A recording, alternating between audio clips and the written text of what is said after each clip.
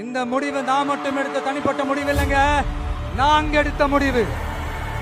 எதுக்கும் தயாராக தைரியமா நம்ம கூட நிக்கிற இந்த மாபெரும் சக்தியோட சேர்ந்து எடுத்த முடிவு.